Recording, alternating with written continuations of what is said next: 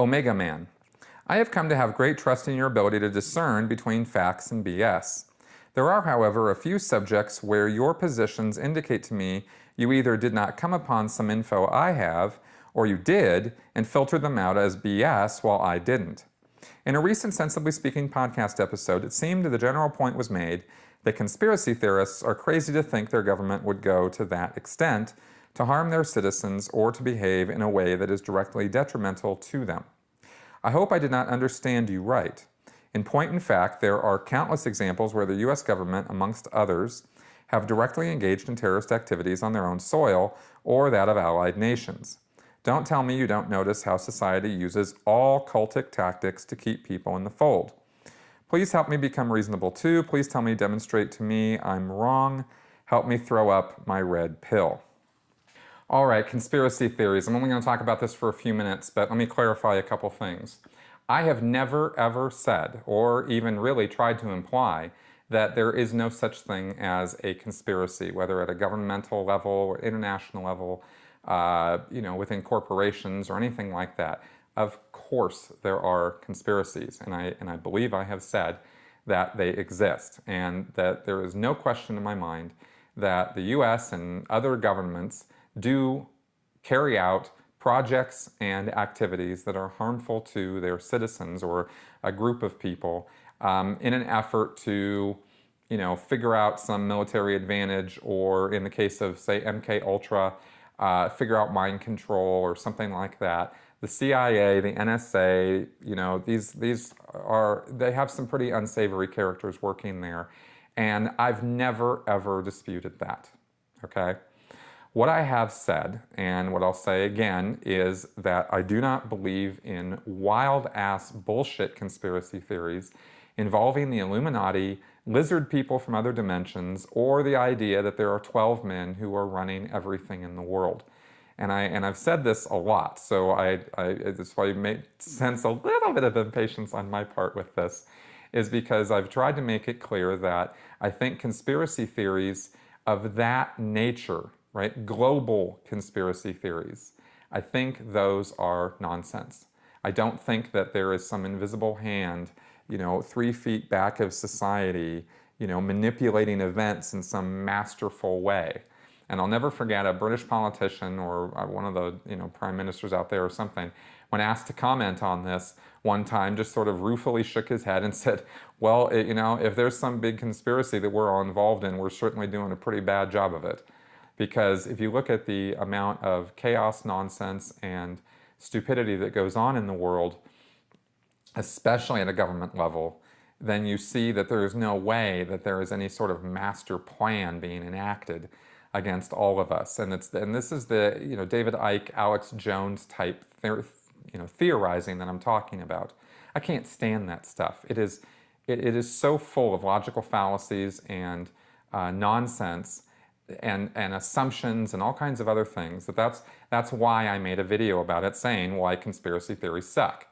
So that's my take on that. Now, there's also another thing I'd like to point out, which is called the devil's theory fallacy, as Robert Heinlein called it, or it's sometimes referred to as Hanlon's razor, right? And this has been written down in various ways, but it's basically comes down to the idea you have attributed conditions to villainy that simply result from stupidity, right?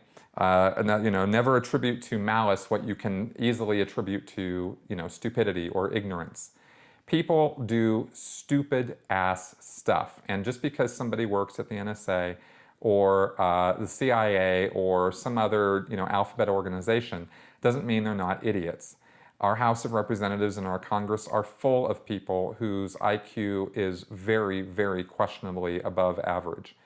And these people make serious intellectual blunders every day.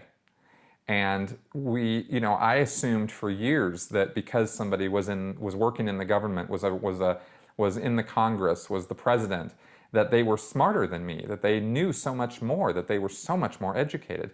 And it took me years to beat that out of my head, right? In fact, only fairly recently has that really really come to the forefront as a very bad, poor assumption on my part to think that that's, that just because somebody works in the government or something that they're smart. And of course, there's some of you out there right now shaking your head going, Chris, you're an idiot. Well, yeah, that's what I'm saying.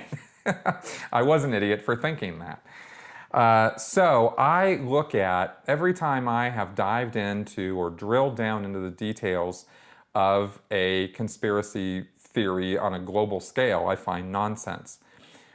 When you look at real conspiracies that have happened, right, like Watergate, that was a real conspiracy. It was really busted very quickly. A lot of these conspiracies are. They don't last very long. People have big mouths. They talk. They or somebody gets caught and then they're offered a plea bargain or a deal if they, confess who else was involved, and then the whole house of cards comes tumbling down. So I guess really what I'm trying to say is, yes, conspiracies happen. Yes, governments do bad things. Yes, corporations do bad things. Yes, they collude to keep bad things they've done secret for fear of being found out, for the repercussions or the backlash that they would suffer as a result of that. Yeah, that happens. Of course it does. I think that it happens because of malice or evil premeditation a lot less than people think. I think most of it is attributable to sheer ignorance. We're very bad as a species at predicting unintended consequences of our actions. And we do things all the time that are not in our best interests, thinking that they are in our best interests.